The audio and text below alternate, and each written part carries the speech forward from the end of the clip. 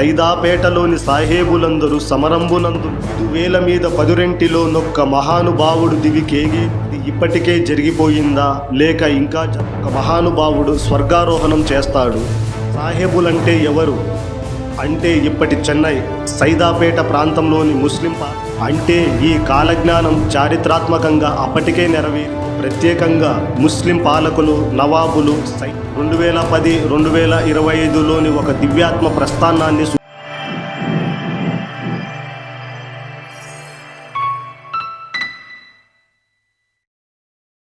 జై వీరబ్రహ్మేంద్ర స్వామి. ఈ వీడియో ప్రారంభించే ముందు ఒక చిన్న అభ్యర్థన. ఈ వీడియో నచ్చితే దయచేసి ఒక లైక్ చేయండి.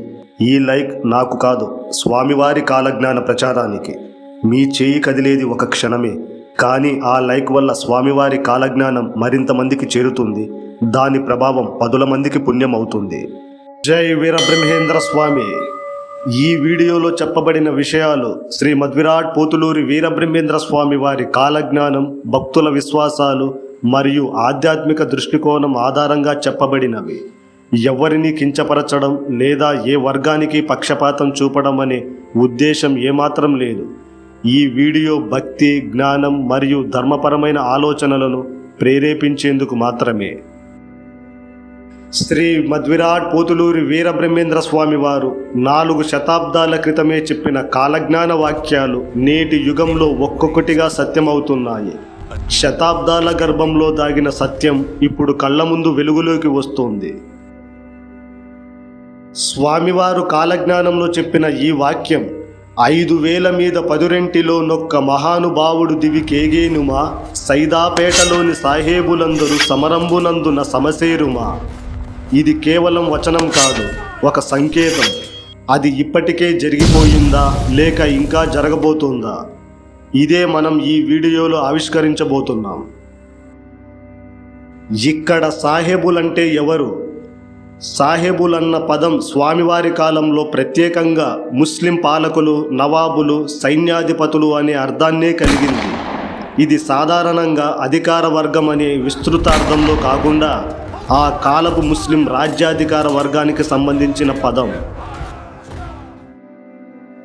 5000 మీద పదురెంటిలో నొక్క అవనీంద్రుడు దివికేగేనుమా, సైదాపేటలోని సాహేబులందరూ సమరంబునందున సమసేరుమా. ఈ కాలజ్ఞాన వాక్యానికి అర్థం శ్రీశక 5012లో ఒక మహానుభావుడు స్వర్గారోహణం చేస్తాడు. సైదాపేట ప్రాంతంలోని ముస్లిం సైన్యాధిపతులు అనగా సాహేబులు యుద్ధంలో నశిస్తారు. ఇక్కడ సాహేబులంటే ఎవరు? సాహేబులన్న పదం స్వామివారి కాలంలో ప్రత్యేకంగా ముస్లిం పాలకులు, నవాబులు, సైన్యాధిపతులు అనే అర్థాన్నే కలిగింది.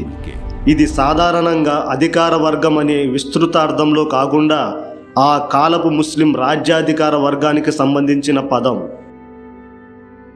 గోల్కొండ సుల్తానేట్, ఆర్కాట్ నవాబులు, మద్రాస్ అంటే ఇప్పటి చెన్నై, సైదాపేట ప్రాంతంలోని ముస్లిం పాలక వర్గం, ఇవే స్వామి కాలంలో సాహేబులన్న పదానికి సరిపోతాయి.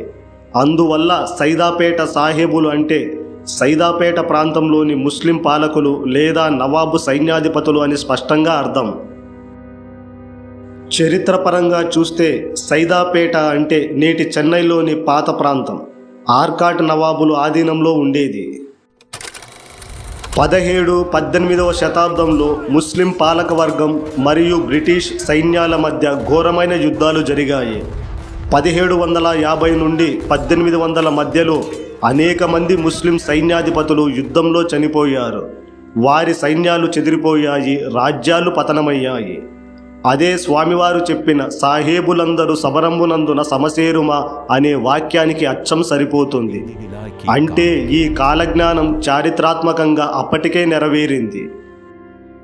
భవిష్యత్తులో ఇది మళ్ళీ జరగబోతుందా అంటే ఈ వాక్యంలో మరో భాగం ఉంది.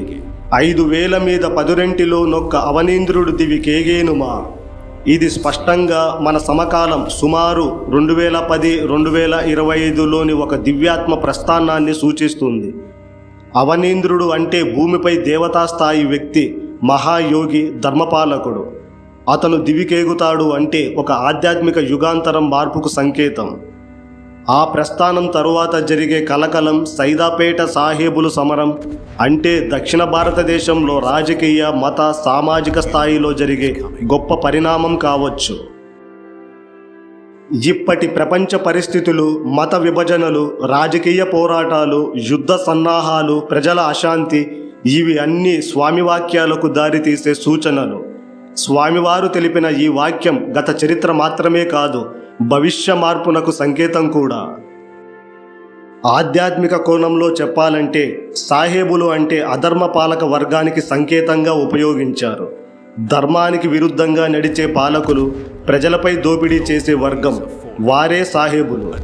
మనం ఇక్కడ అర్థం చేసుకోవాల్సింది ఏమిటంటే అలాంటి అధర్మ శక్తులు చివరికి తమలో తాము యుద్ధం చేసుకొని నశిస్తాయి.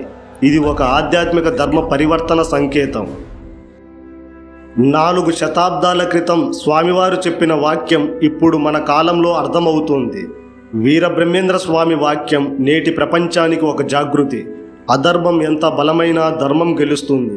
సర్వం శ్రీ వీరబ్రహ్మేంద్ర దివ్య చరణార విందార్పణమస్తు. హరి ఓం. ఈ వీడియోలోని విషయాలు భక్తుల విశ్వాసాలు, కాలజ్ఞానం మరియు ఆధ్యాత్మిక గ్రంథాల ఆధారంగా చెప్పబడినవి. ఏ వర్గానికి లేదా వ్యక్తికి విరోధం చూపే ఉద్దేశం లేదు.